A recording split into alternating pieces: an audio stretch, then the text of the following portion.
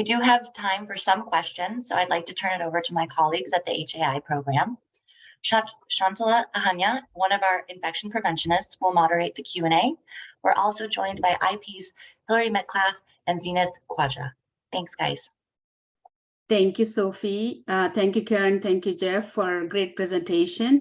Before we open up for the Q&A from the chat, so I have a few questions, Karen, Zenith, so to readdress some of the questions which was already we talked about during presentation.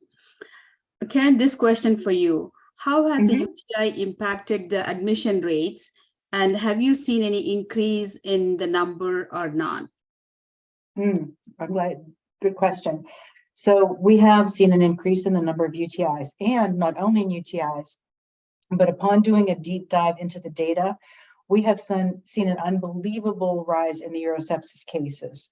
So we know that a person doesn't wake up with one day with just sepsis, right? It's coming from somewhere. And the population seems to be highest with the urosepsis and pneumosepsis, but we were surprised to see how many of those urosepsis cases. Therefore, identifying them soon is the best kind of combat to combat, or I should say, fight off the sepsis cases. So if there is not a process in place to be able to identify those early signs of the UTI, or as I quoted Drucker earlier, if we don't know what is broke, then we don't know what to fix, there's going to be a greater risk for that UTI with a chance to evolve into the bacteremia. So with that said, we need to be mindful that there are those cases in which bacteria is being falsely diagnosed with the UTI. So prompting the further and ongoing education with staff and physicians is going to be key in this whole process. Thank you, Karen. The next question goes back to you. How is CMS is looking into UTI metrics to identify facilities of concern? Sure. So at this time, CMS has shared with HSAG facilities with high infection rates, and it's based on claims data. So hospital claims data, I should be more specific. In other words, a resident gets transferred to the hospital and admitted. At discharge, the diagnosis coded was a UTI. So again, very important to identify those high-risk residents to prevent the infection and catch any sign or symptom early to prevent that hospitalization. I also recommend that you take a look at that diagnosis upon returning to the facility, so you will have a clear idea of the number of UTIs that the hospital has coded out that way. I also want to mention that we are aware of facilities receiving residents from hospitals with no evidence of the UTI, but coded with that diagnosis and on antibiotics. So with that said, there is no 100% solution to prevent this. Communication with the hospital, such as with the case manager or social worker, prior to the transfer to your facility may be helpful. And then possibly reaching out to the physician who is following the resident at your facility or medical director to get further assistance in having those communications. Thank you, Karen. This question goes for both to you, Karen, and for Zenith. Many of them, I think I just saw the question coming through. Many of the facilities, their biggest challenge is the MD orders. So they routinely order for urine culture and are asking to change the Foley catheter or the Foley bag on a weekly basis. So, and that can happen from the family members too. So family members may start asking that question. So can you give some examples how to approach this situation? Sure, I can start and then I can hand it over to CDPH. So I would say first and foremost, communication with the physician and family, making every attempt to remove that indwelling catheter, utilizing the CAUTI audit tool that Jeff showed you can help you identify those residents who may be candidates for the voiding trials. And then involve the physicians and family members in the care plan meetings, letting them have a voice so that they can feel like they're part of the plan. And then ensure your policies and procedures are up to date and are supported by evidence-based practice, as I indicated and showed on the action plan tool, right? And then utilize your medical director or identify a physician champion that may be able to have those conversations with the ordering physicians, and also explaining to the family how changing the catheter system frequently can increase the resident's risk of infection And then I will turn it back over to CDPH to discuss about changing the actual catheter. Thank you, Karen. Zeynep?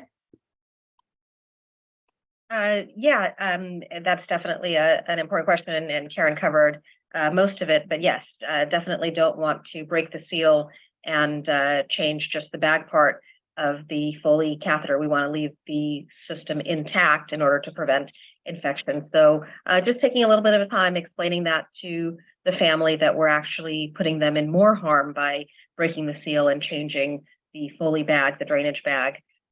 Hopefully that will be able to get some traction with the family. And then Karen mentioned policies and procedures, making sure that you have really robust policies and procedures so that you can refer to those when the physician has any questions. Thank you, Zeynep. And then I think this is a segue to the next question. I think it's many of the facilities where we have observed, you and I and many of our colleagues, CDPH, HAI colleagues have visited. We observed many facilities doesn't have a policy on UTI prevention. So they may have a generic policy. Can you give some examples from your experience, the importance of having a policy, how it can help some of these, to address some of these questions? Yeah, sure. Definitely. Very, very important to have policies and procedures, and then, protocols that go hand in hand. Very important that they are unique to your facility. So not just a generic policy that comes from corporate or, something that you get off the shelf. You want to make sure that it does fit the needs of your specific facility. And these policies should also be updated probably annually or every other year, obviously depending on the policy and depending on changes from national guidelines. So make sure you have a policy that's specific to your facility, and make sure that you do look at that policy periodically and that it has your current CDC guidelines incorporated into it. And then, as I mentioned, having that policy and procedure will be something that you can show to physicians if they question why things are done a certain way or why things are not being done. That's also something that you educate your staff to, the policy and procedure. So now that they know what the policy and procedure are, they know what is expected of them in terms of how to care for patients, how to prevent urinary tract infections.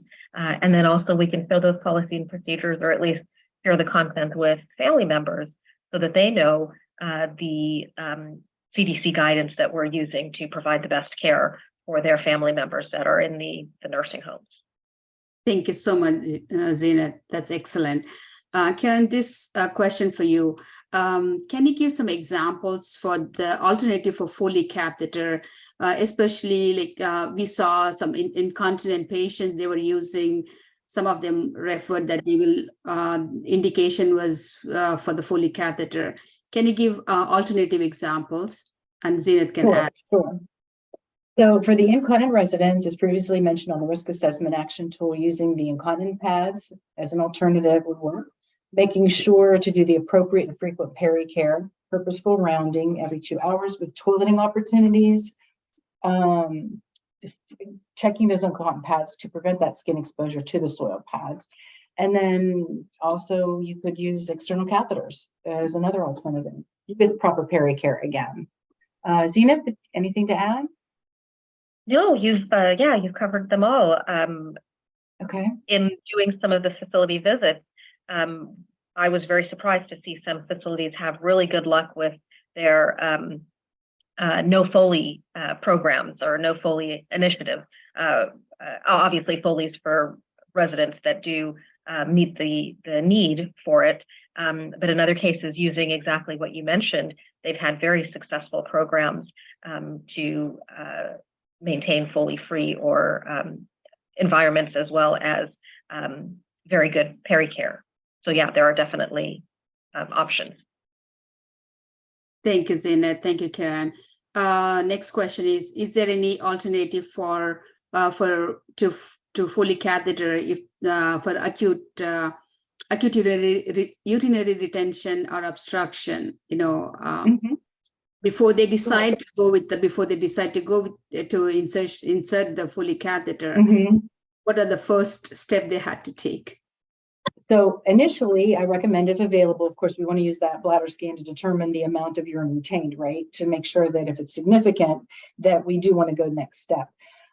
So if we need to, and it's a significant amount of urine, then evidence shows that using the straight catheter is much less risky than the indwelling catheter. So even if you're doing the straight cath multiple times, it's still, evidence shows that it's putting that resident less risk for a UTI than an indwelling catheter. Thank you. Thank you, Karen. Jeff did mention in one of the slide for the any resident with the stage 3 or stage 4 pressure ulcer is where that's one of the indication. But sometimes when Zenith and I and many of our colleagues have visited, so they insert the Foley catheter even for stage 1 and stage 2. So just wanted to make sure the DSDs and IPs understand to train their staff that once you have a Foley catheter, so sometimes the staff tends to forget to turn them, or to assuming that just with the incontinence, it's going to be affect their the pressure ulcer. But you really need to look at the how the device is utilized. So stage 1 and stage 2 is not an indication for Foley catheter.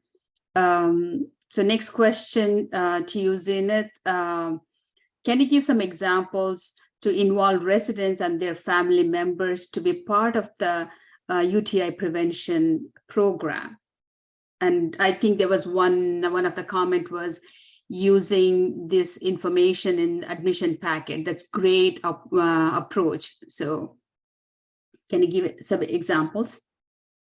Yeah, and that is, this is a collaboration, right? So it's not only the healthcare personnel, it's the resident and the family members. So we need a team effort in order to be successful.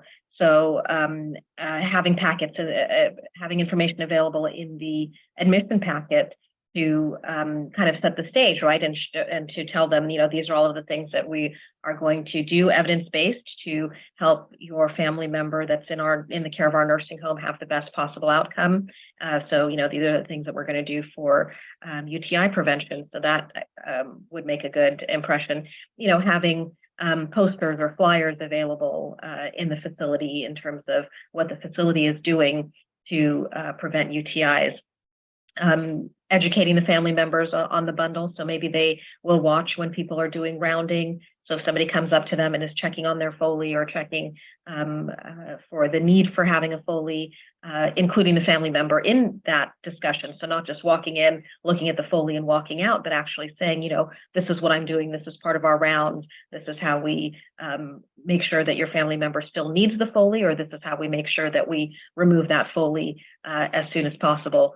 And like Karen mentioned about the bladder scanner, before just putting in a Foley, using the bladder scanner and then educating the family that, we use this bladder scanner and there was this amount of urine. And so that's why we're going to do a straight cath, or there wasn't an excessive amount of urine. And so that's why we're not going to proceed with any type of catheterization. And including them in pericare discussions. Sometimes the resident may or may not want pericare done. And so maybe the family, obviously we educate the resident as to why it's needed and keep offering it, right? Sometimes when you offer it at the time that's convenient with your shift, it might not be a time that the resident wants it. Maybe they're sleepy, maybe they're in pain, maybe they're, just not comfortable having pericare. So maybe having another staff member come in and offer it at a different time when they're a little bit in a better mood, and then getting family involved. So sometimes they'll listen to family more than they'll listen to the staff. So if the family can also encourage, hey, make sure you drink your water and make sure you do your hand hygiene and make sure when they come to do your pericare that you let them do the pericare.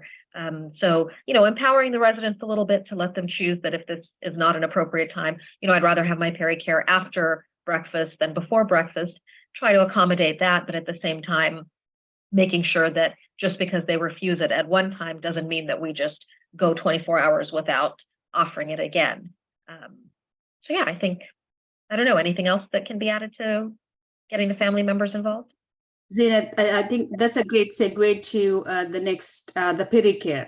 So the family members, as you said, the family members do care, especially if you have a pediatric patients.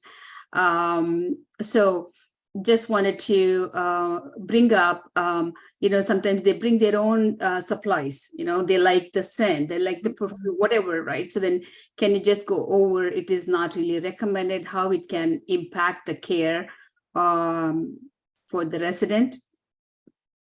Yeah, that is definitely a challenge, right? If they like things from home, but we don't really want them to bring things from home. We don't know how they're stored. We don't know if there's a possibility of cross-contamination, right? And we don't know the quality of the products, right? So we want to make sure that we're using, healthcare approved products that our facility has procured from a reliable source, and something that doesn't go back and forth sitting in the trunk of a car, go home and things like that to an unsecure environment, right?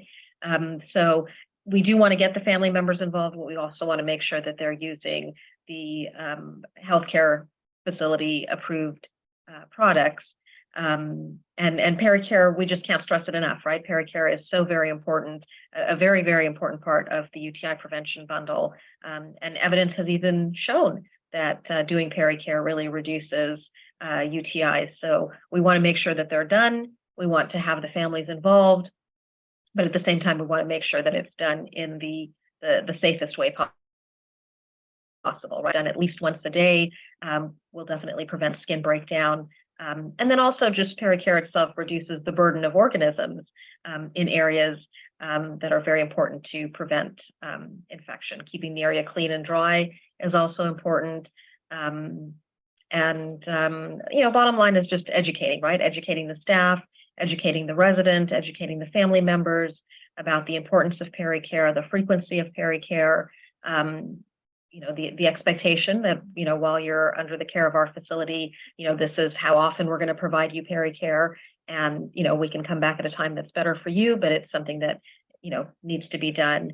And then giving them both written as well as verbal education, I think will be helpful. That way families can take it home and maybe look at it and absorb it later on, and then come back and share the information with their nursing home resident. Thank you, Zainab. Again, engaging the resident who are alert and oriented to be part of that program. So I'm going to go over a few questions which came through on the chat. And some of the questions we won't be able to answer it today, but we will bring it back to our office hour because we just wanted to make sure the clarification for using methamine hippurate oral tablet for UTI prophylaxis. We really wanted to bring some of these questions back to our office hour. We highly encourage all of you who are participated today to be on that call, so we can go over some of the questions.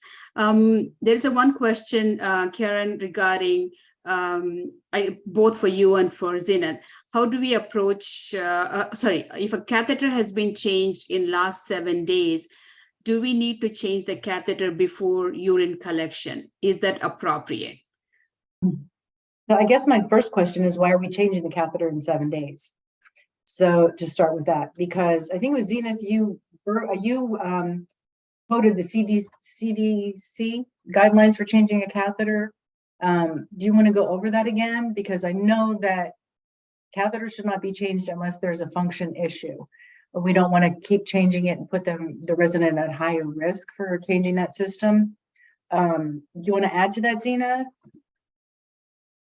No, you said it. Yeah, exactly. Yeah, CDC doesn't recommend any routine or regular changing of the catheter, and certainly not just breaking the seal and changing the bag. So, if a catheter is in place for 7 days, and as you mentioned, if it's functioning appropriately, then doing an appropriate urine collection from the collection port would be the best way to handle that catheter. Thank you, Zainab. There is a question, history of recurrent UTI with MDRO. Is it appropriate to place this patient in a single room? It all depends upon what is the pathogen, and also if it is colonized, we are if you have participated with our ESP trainer workshop, we do recommend them. You can consider for enhanced standard precaution. So we can address that question if you can send us an email. Already in ESP, history of recurrent UTI. So then you can keep the patient in ESP, so if the patient doesn't have device, again, remember, so if the resident doesn't have a device or an open wound which doesn't meet the criteria for enhanced standard precaution, then we had to work with your local public health or with us to transition them to a standard precaution. So there is no recommendation to change the Foley catheter every 30 days. So that's a guidance. What we have seen that's a common practice. We are going to be addressing that in overall. So, and I think since we are running out of time, so there are a few questions related to pediatric and alternative for if the resident is allergic to betadine. So we will bring those questions back to our office hour. I highly encourage all of you to participate. And we have questions from last two sessions. We'll group them together so which can address during that time. With that, I will pass it on to my colleague, Sophie. Sophie, take it over. Thank you so much, Shantala. Melissa, do you mind putting up those last few slides just so we have something to look at while I'm going on here? Thank you so much. So thank you to everyone who joined us today and for being so active in the chat.